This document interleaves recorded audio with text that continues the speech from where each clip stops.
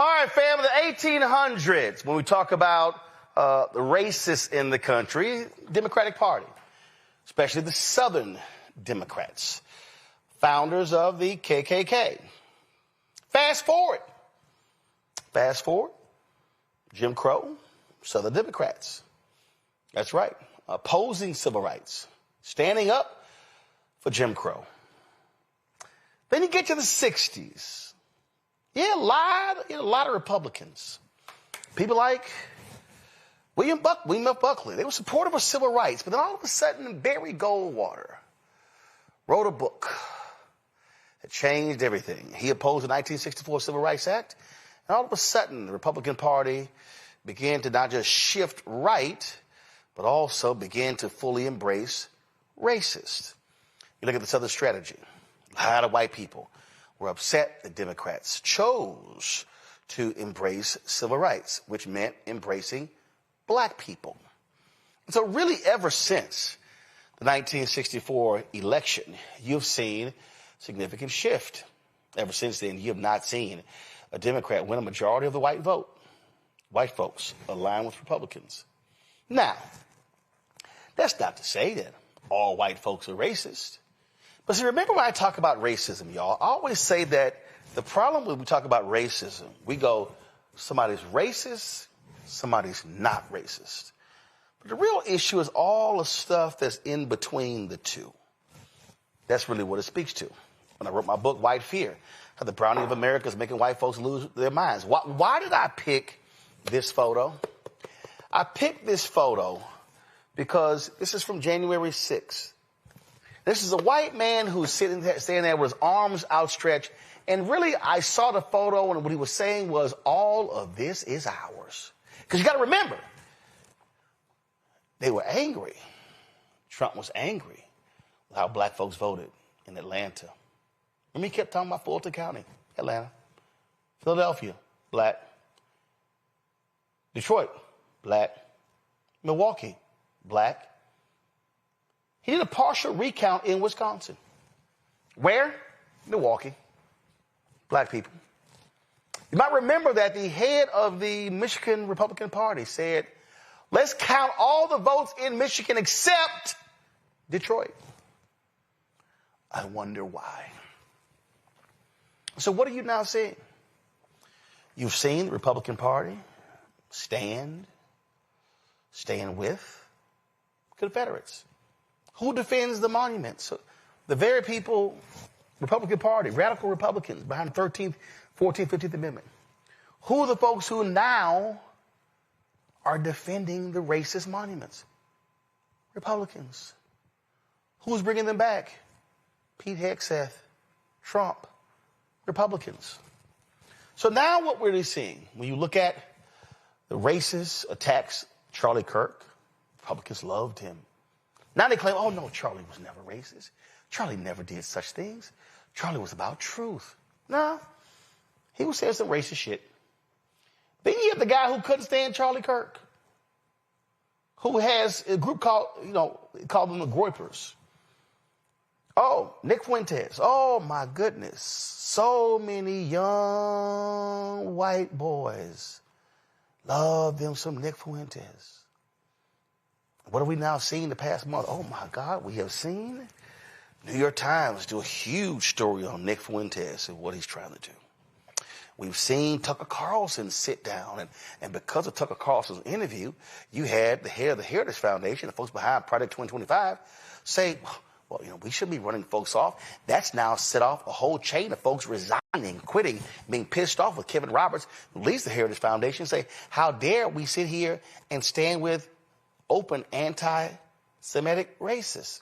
You got Ben Shapiro, who's full of shit on the right. Oh, he's been angry. He's been angry with Tucker and the right-wingers who stand with Nick Fuentes. You may ask, well, who is the Fuentes guy? What is he talking about? Well, first, lately, he said that he's going to infiltrate the Republican Party. He plans to build an organization to pressure Republicans by developing what he called elite human capital and mapping out or attacking his pro-Israel foes, because he's vehemently anti-Israel. I mean, he's a acknowledged racist and anti-Semite. He don't even mind being called an anti-Semite. Listen. And asked Carlson about his recent platforming of white nationalist and vehement anti-Semite. I'm starting to like it when they call me that. Careful what you wish for, cocksuckers. I'm starting to like that. You know, I used to get mad, like earlier in the week, my stomach was in knots because every article was like vehement anti-Semite, Hitler worshiper. But then I had a change in perspective, which is there any real nigga out there that isn't called this? Or throughout history, all of the realest niggas in history were virulent anti-Semites and racists. Can a nigga just pop off real quick? George Washington, racist. Abraham Lincoln, racist. Christopher Columbus, racist. Jesus split the veil. His parting gift is that he tore the veil covering the Holy of Holies and shook the earth. So the more that I read that, I'm just translating it in my head as real nigga. When people say white nationalist, racist, anti-Semite, Nick Fuentes, I'm just reading badass motherfucker. I'm just reading real ass nigga. I don't care anymore. Say it. No one cares anymore. Keep saying it. Every time you say it, it loses power. Because I'm really not a hateful person. Like I'm not filled with prejudice and bigotry. People say he's a bigot. I'm really not. Like, I love everybody. I have friends from all different backgrounds. But keep saying it. It loses its power every time. You want to bring that on yourself? Go ahead. Bring it on yourself. All people are going to say is we don't care about those labels anymore. And actually, they signal that someone is a rebel. That just means I'm legit. That just means I'm a revolutionary. And what's Ben Shapiro? Ben Shapiro hates Goyim. Ben Shapiro thinks all whites are Jew haters. He thinks that Arabs bomb crap and live in sewage. He doesn't get called a racist because he's part of the Jewish system. So he's a conservative activist. Well, that just means pussy. That means I'm the real deal. I read that in the New York Times. I read that in the Washington Post. I like that shit. Keep it up. Racist. Anti-Semite, virulent racist.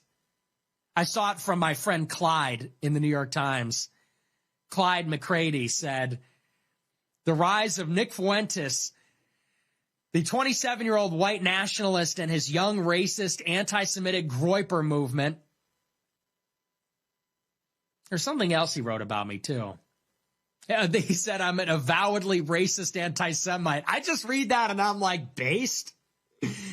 It says the struggle and its stakes for the nation burst into view after the conservative commentator Tucker Carlson last week offered a friendly interview to Mr. Fuentes, an avowedly racist anti-Semite. I read that and I was like, I don't care. Fine.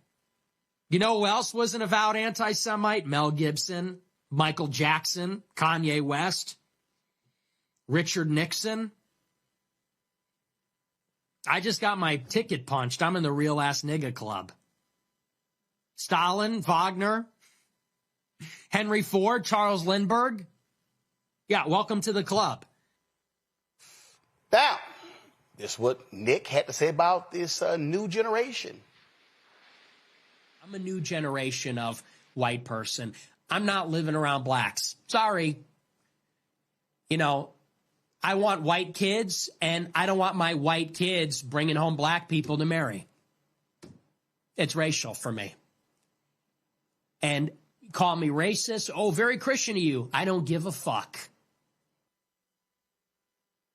Here's Nick talking about literacy tests. 30% of voters can't name all three branches of government, 13% can't name even one, and only 7% know all 5 First Amendment freedoms. 80% can't locate Iraq or Afghanistan on a map. Would you support a modern voter literacy test to incentivize more informed voting? Or any other solutions to incentivize more informed voting? Maybe. I don't know. That's just like idiotic. You know, thinking the problem is like uninformed people are voting. Uninformed people are the only thing keeping the country going. The 20% of people that could find Iraq on a map are all liberals, okay? The 20% of informed voters that could find Iraq on a map, it's probably like 2% are veterans and 18% are like lib shits that went to college. It's probably like 2% veterans, 2% like talk radio boomers who are like, nah.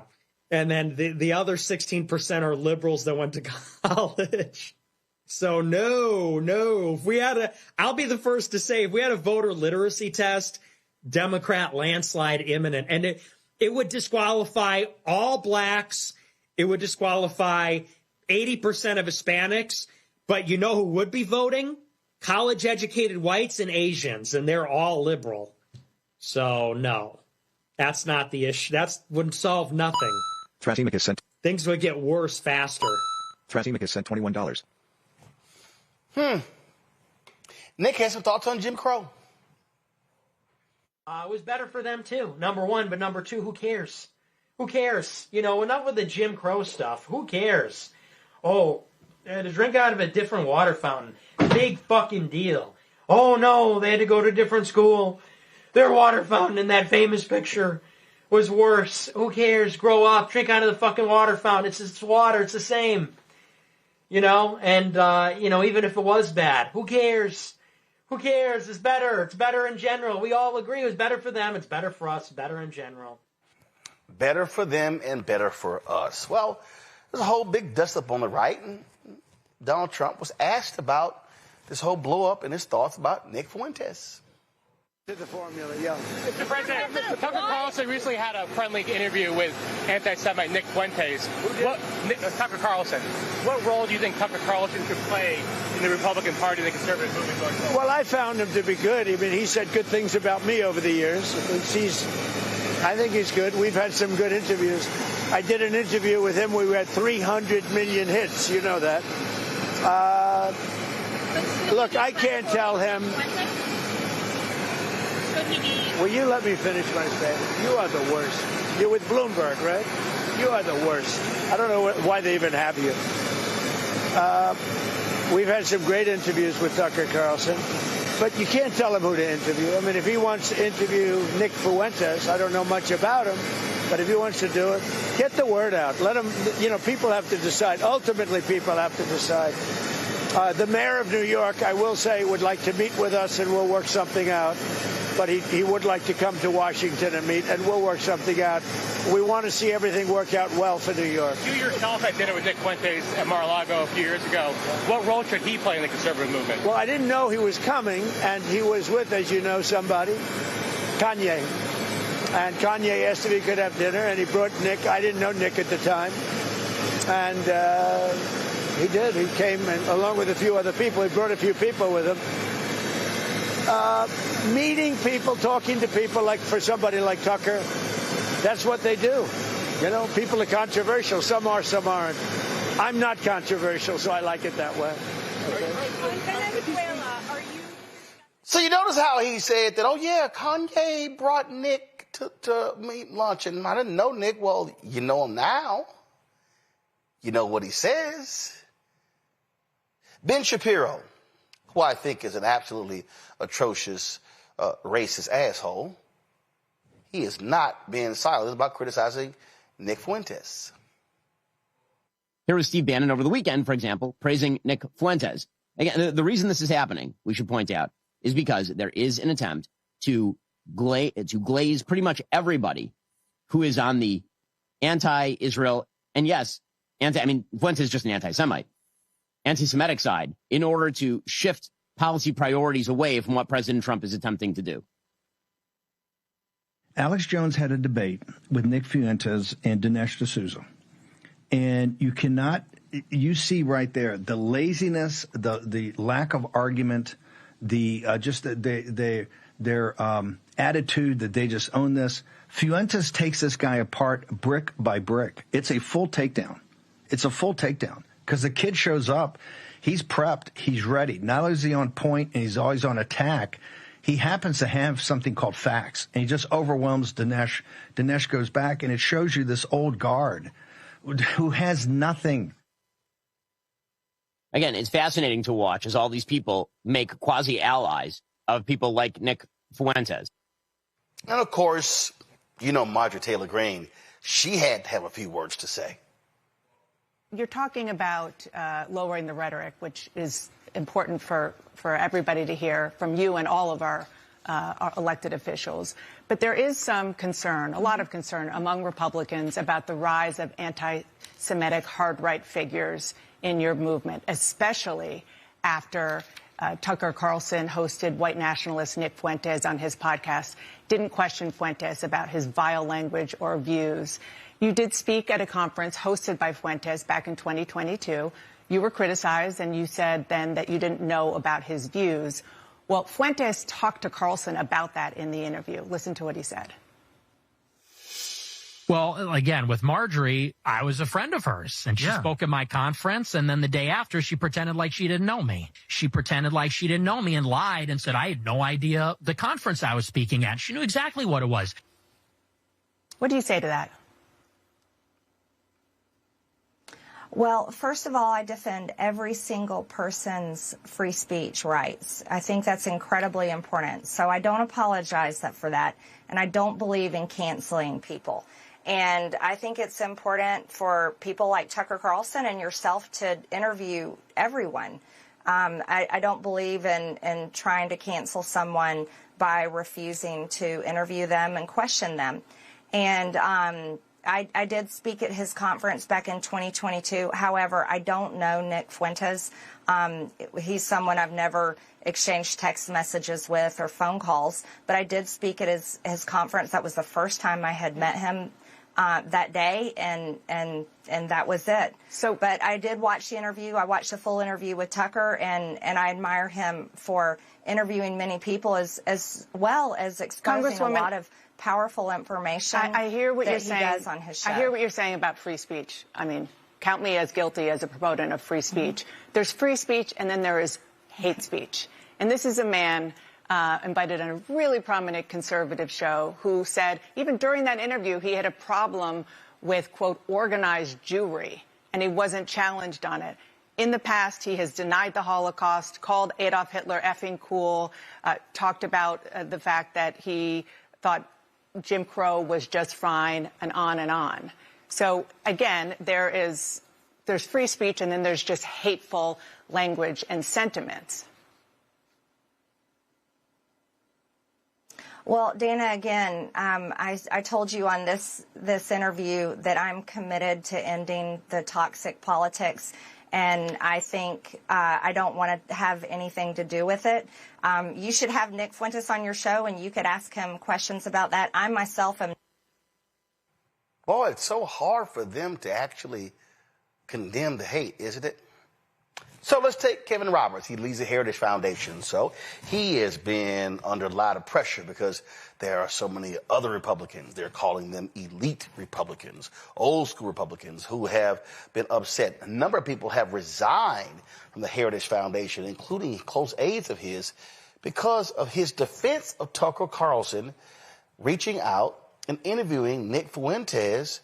And Kevin Roberts is saying, hey, we need those guys in the fold. Listen. I want to speak plainly, both as president of the Heritage Foundation and also as an American who understands the urgency of this moment. Leadership requires owning the moments where we fall short, then using them to reset, refocus, and recommit. I talked about this today, as you may have seen, during our Heritage All-Staff Town Hall. I'm so grateful for my amazing colleagues.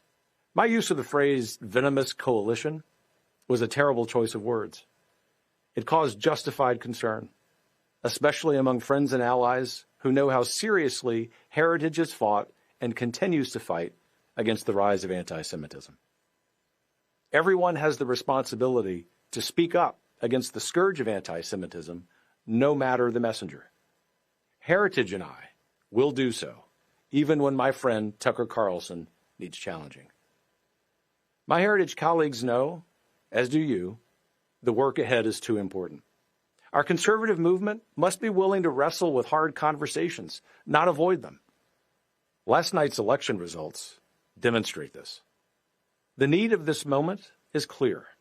We must articulate a bold, positive vision that convinces Americans that conservative policies will revitalize the American dream. The left isn't slowing down.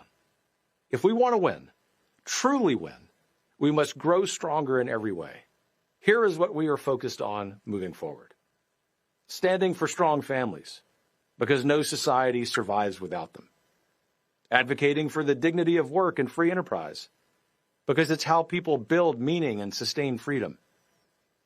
Defending national sovereignty, because a country that doesn't protect itself isn't a country.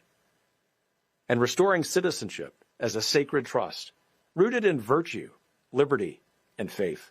It's not just policy, it's purpose. So to each of you working the long hours, holding the line, doing the unglamorous tasks that keep this mission moving, I see you. I'm grateful. And I want you to know we're in this together. Movements like ours are not weakened by adversity. We are sharpened by it. Let's take what we've learned. Let's recommit. And by all means, let's go win. By all means, let's go win. I want everybody watching to understand that that really is the goal of all of this. See, the Republican Party has always been quite comfortable with racism. They understand it. I played it before, but Lee Atwater, when he talked about language that you no longer can use, but there's other language you can use that's going to achieve the same result of getting out the white races. See, the Klan endorsed Trump. The KKK, they're not comfortable in today's Democratic Party. Well, they're quite comfortable in the Republican Party. Former Klan leader David Duke, remember? He ran for office. What did he run as? A Republican.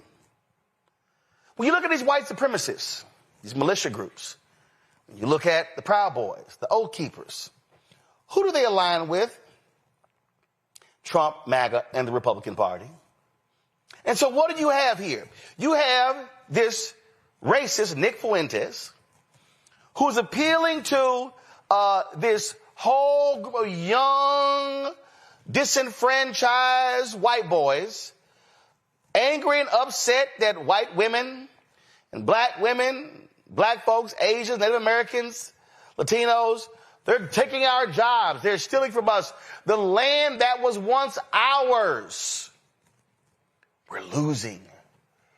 We're losing our way. We're losing our birthright. This was all ours. We were not destined to share this with those ingrates. But I hope y'all also noticed that the Ben Shapiros of the world, the Marjorie Taylor Greens of the world, all of these people, see, they are attacking Fuentes for anti-Semitism.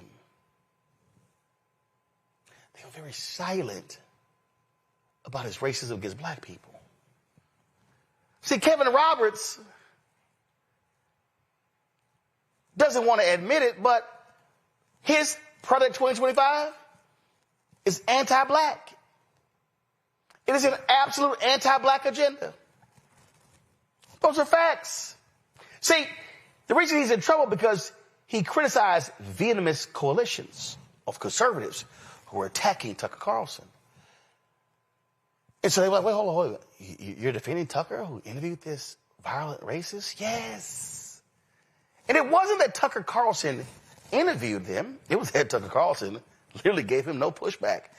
It was quite enjoyable conversation between the two. See, it wasn't like when I had Richard Spencer on, when I challenged that racist on his white supremacist views. See, what I need y'all to understand that the Republican Party needs white racists.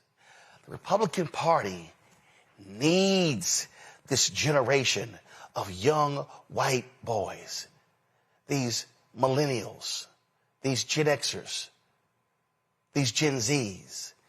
They need to cultivate young white boys of Gen Alpha so they can say, you're losing.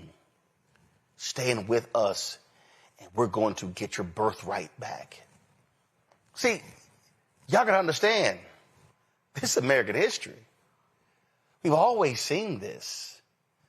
We've always seen what their goal was, to get to the hearts and minds of young folks. So see, Nick Fuentes, he's serving a very clear purpose for the Republican Party. See, what Donald Trump has done, Donald Trump has said, hey, guess what? We good. You can be racist. You can be anti-Semitic. You ain't got to worry about it because you're good.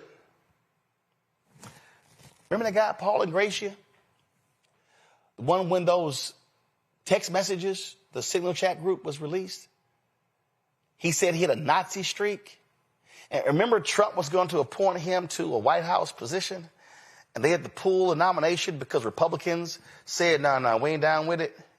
Y'all know Trump gave him another job, right? They didn't fire him. What Donald Trump and MAGA has said is that if you are a racist, you're more than welcome to serve in our administration. In fact, we welcome you. And we know the person who's standing there ready to hand you your Confederate flag is Stephen Miller. See, what we have to recognize, and y'all, I've only been saying this now for 16 years.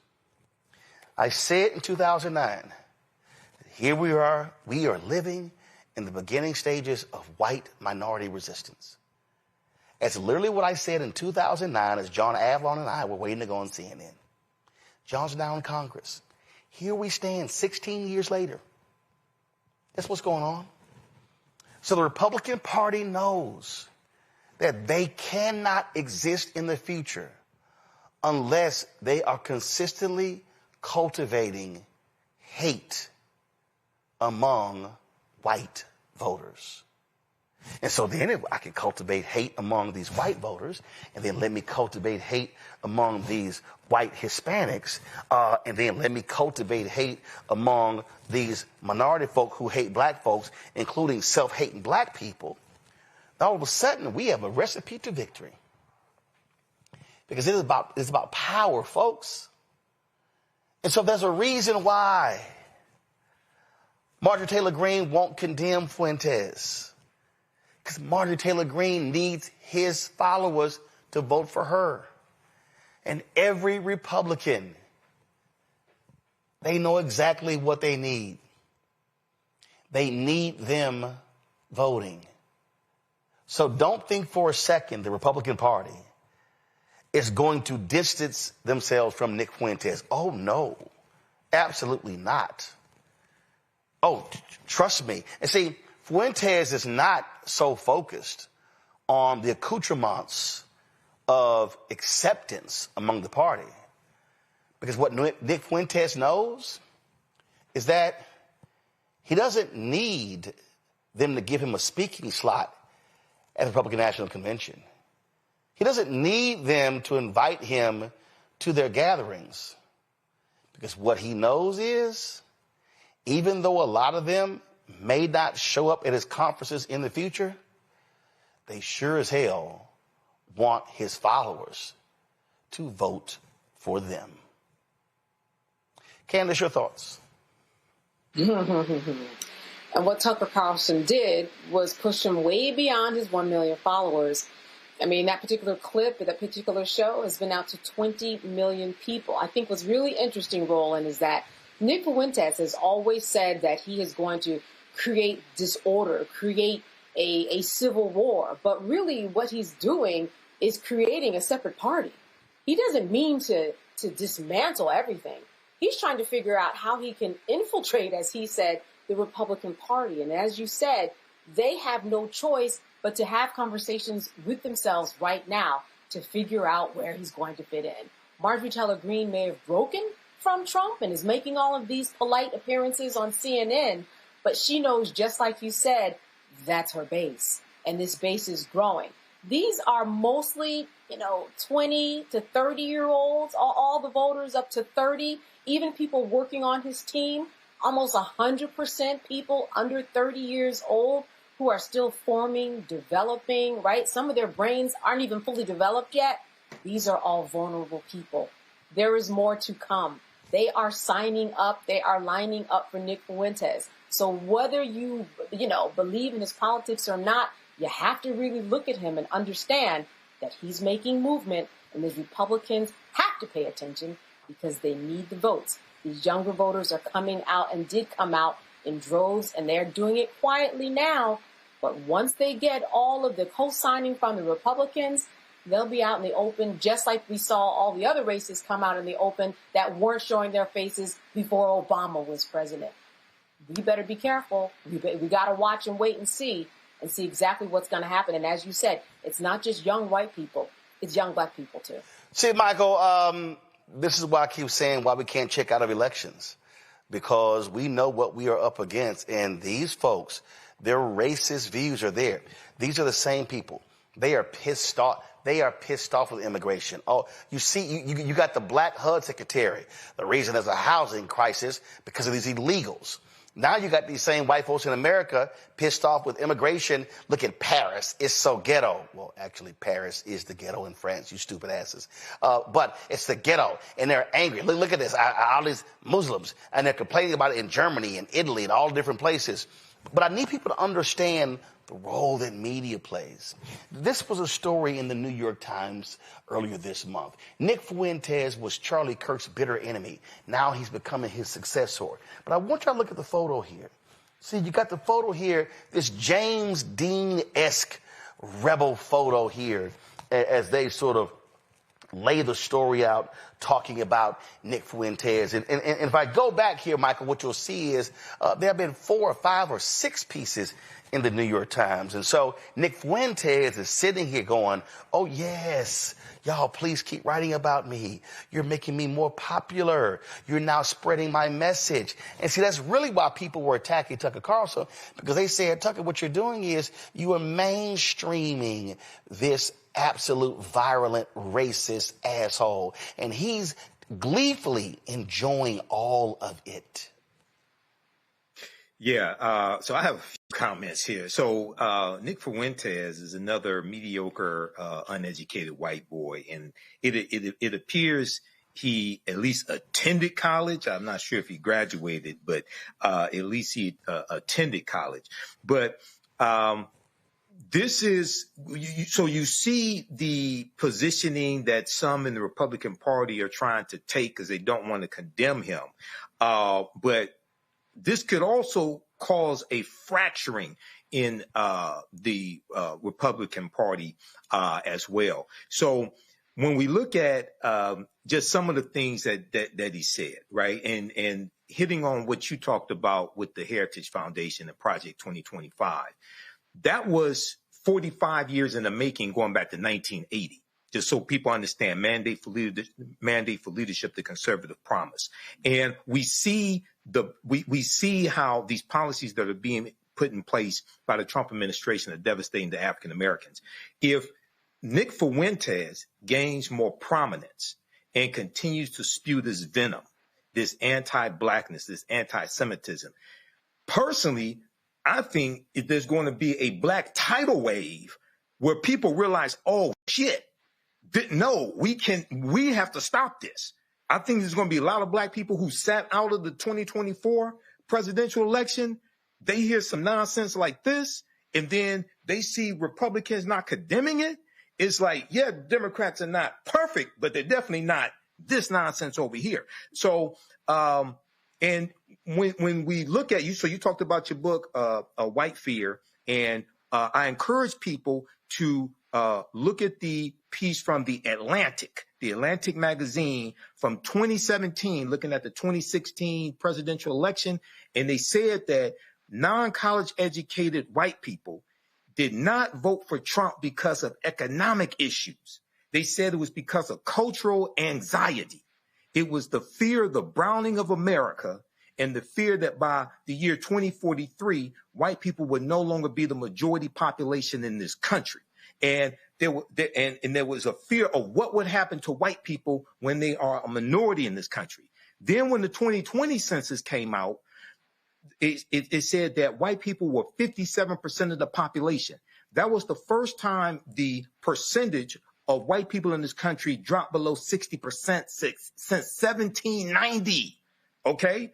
And I would argue that the 2024 presidential election was not about the price of groceries. It was about white genetic survival and what happens when they become a minority population. The same thing as 2016. So listening to this, and I hope people make this segment go viral. This should get 2 million views. Black people need to wake the hell up, because when you read Project 2025, they're coming for all of this shit. This is a counter set to wipe out all the gains that black people made from the civil rights movement, the social justice movement, after the death of George Floyd, all of this. They're coming for all of this and taking us back to 1890 and the Mississippi State Convention, when they rewrote the state constitution to impose poll taxes, literacy tests, and lock African Americans out of political power. To tell people what is going on. We told you prior to this election what is going on. Folks, their movement is on steroids. Oh, it's here. And trust me, when we don't vote, when we sit out, when we say, oh, I'm picking the couch, all they're saying is, thank you. Because black people, you make our job a lot easier. Hello, I'm Isaac Hayes III, founder and CEO of Fanbase, and I'm here with a very important message. We are at a turning point in the black community where we must have equity in the apps we use that scale to billions of dollars. But this time, we own the infrastructure, we own the culture, and we shape the future. And Fanbase is the future. Fanbase combines the free functionality of Instagram, TikTok, and YouTube into an all-in-one platform built for the evolution of social media and monetization. With over 1.4 million users, that's real proof that we are shifting the conversation of tech ownership and equity for creators. So right now, I want you to go to startengine.com/fanbase and invest today. The minimum to invest is $399. That gets you 60 shares of stock in Fanbase at $665 a share. This marks a turning point in black ownership of social media. If we don't take this opportunity to own social media right now, we will always be customers to our own creations. And that can't go on. So once again, go to startengine.com/fanbase and invest today. We must own the platforms where our voices live, our stories matter, and where our culture drives the world. Thank you.